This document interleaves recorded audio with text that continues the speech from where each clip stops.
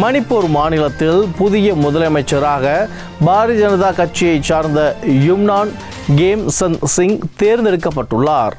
பாரதிய ஜனதா கட்சியின் சட்டப்பேரவை தலைவராகவும் தேர்ந்தெடுக்கப்பட்டுள்ளார். குடியரசுத் தலைவர் ஆட்சி மணிப்பூரில் தற்பொழுது முடிவு பெறுகிறது. வெளிநாட்டில் இருந்து வரும் இந்தியர்கள் வரும்போது எவ்வளவு தங்கத்தை வரி இல்லாமல் எடுத்து வரலாம் என்ற புதிய விவரத்தை மத்திய அரசு தற்பொழுது வெளியிட்டுள்ளது. வெளிநாட்டில் ஓராண்டுகளுக்கு மேல் தங்கியிருக்கும் இந்திய பெண்கள் இந்தியாவுக்கு வரும்போது 40 கிராம் வரைக்கும் தங்கத்தை வரி இல்லாமல் எடுத்து வரலாம். ஆண்கள் 20 கிராம் தங்கத்தை எடுத்து வரலாம். 75,000 ரூபாய்க்கு மேல் மதிப்புமிக்க பொருட்களுக்கு சுங்கவரி கட்டாயம். சீனாவிற்கான இந்தியாவின் ஏற்றுமதி 9.7% அதிகரித்துள்ளது. இந்தியாவிலிருந்து சீனாவுக்கு அனுப்பப்படும் பொருட்களின் மதிப்பு தற்பொழுது உயர்ந்துள்ளது. 2025ஆம் ஆண்டு இந்தியாவிலிருந்து சீனாவுக்கு 14 லட்சம் கோடி மதிப்பிலான பொருட்கள் ஏற்றுமதி செய்யப்பட்டுள்ளது. இது கடந்த 2024ஆம் ஆண்டை ஒப்பிடுகையில் 9.7% அதிகம். நாட்டின் முதல் ஹைட்ரஜன் பேருந்து சேவை தற்பொழுது தொடங்கப்பட்டுள்ளது. கொச்சினில் உள்ள சர்வதேச விமான நிலையத்தில் முதல் பயணிகள் ஹைட்ரஜன் பேருந்து சேவை தற்பொழுது ஆரம்பிக்கப்பட்டுள்ளது. புகை உமிழ்வை இது தவிர்ப்பதால் அதிக அளவில் பயன்பாட்டிற்கு வரும் என நம்பப்படுகிறது. இந்தியாவில் PF சம்பளத்தின் உச்சவரம்பு 25,000 உயர்த்தப்படுகிறது. விரைவில் இதற்குரிய அரசாணை வெளியிடப்படுகிறது. தற்போது வரைக்கும் PF சம்பளத்தின் உச்சவரம்பு 15,000 இருக்கிறது. விரைவில் அது 25,000 மாற்றப்படுகிறது. கடந்த 2014ஆம் ஆண்டு வரைக்கும் PF சம்பளத்தின் உச்சவரம்பு 6,500 இருந்தது.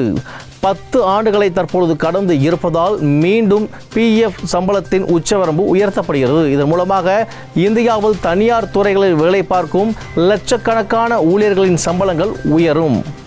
ஐஸ் கட்டியாக உறைந்துள்ள நயகரா நீர்வீழ்ச்சி 0 டிகிரி செல்சியஸ் குறைவாக வெப்பநிலை அங்கு பதிவாகியுள்ளது. இதனால் நீர் அனைத்தும் பனிக்கட்டிகள் போல் உறைந்துள்ளது. அதனை சுற்றுலா பயணிகள் ரசித்து வருகின்றனர்.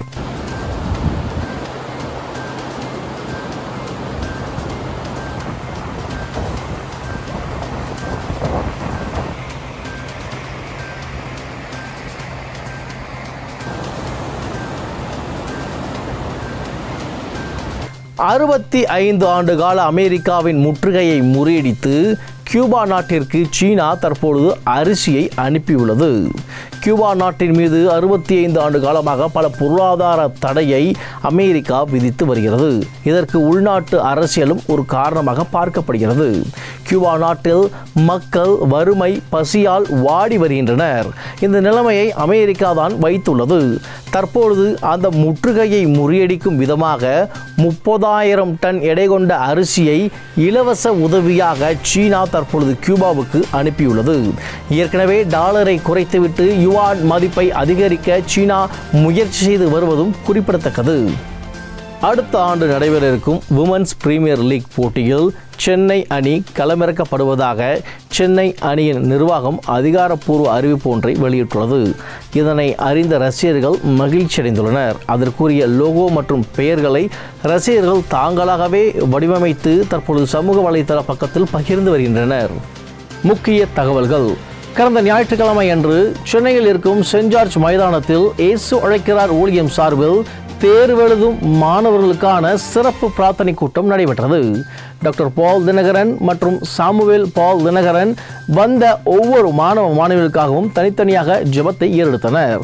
சகோதரி இவாஞ்சலின் பால் தினகரும் ஜெபத்தை ஏறெடுத்தார்.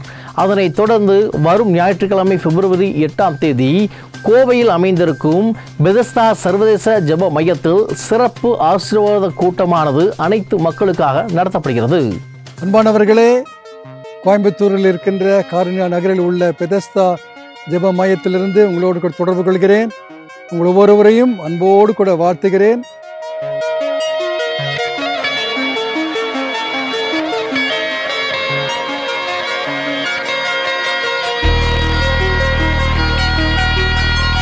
நாங்கள் சிவகாசிலேருந்து வர்றோம். செகண்ட் பேபி வந்து எனக்கு நிற்கவே இல்லைன்னு சொல்லிட்டு இங்கே ஒரு ப்ரேயருக்காக நாங்கள் வந்திருந்தோம். கரெக்டாக பொங்கல் லீவில் ஜனவரியில் வந்து நாங்கள் இங்கே வந்து ப்ரேயர் பண்ணோம். பிப்ரவரியிலே வந்து நான் கன்சீவ் ஆகிட்டேன். அடுத்து பாப்பா 1 இயர் வந்து முடிஞ்சதுக்கப்புறம் நான் இங்கே பாப்பா கூட்டிகிட்டு வந்து தேங்க் பண்ணேன். இங்கே வந்து ப்ரேயர் பண்ணுற எல்லாமே வந்து எனக்கு நடக்குது.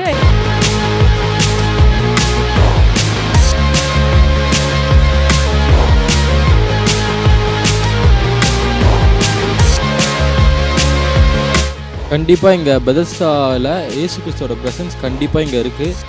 நிறைய இடத்துல இது மாதிரி போனால் வந்து அங்கே நிறைய சத்தமாக இருக்கும், நிறைய பேர் வந்து சுற்றி பார்க்குறதுக்குனே வருவாங்க. ஆனால் இங்கே அப்படி இல்லை, ப்ரேயருக்கு ரொம்ப இம்பார்ட்டன்ட் கொடுக்குறாங்க. எனக்கு அது ரொம்ப பிடிச்சிருந்தது. எங்கள் ஊரில் இந்த மாதிரி கண்டிப்பாக கிடையாது. ஆனால் நான் வேறு என்னமோ நினச்சி வந்தேன். ஆனால் சத்தியமாக சொல்கிறேன், எல்லாம் கர்த்தரோட ப்ரெசன்ஸ் இங்கே ரொம்ப அதிகமாக இருக்குது. கர்த்தர் எல்லோரும் வல்லமே பயன்படுத்துகிறாரு, சின்ன பசங்க 2 பெரியவங்க இருக்குது.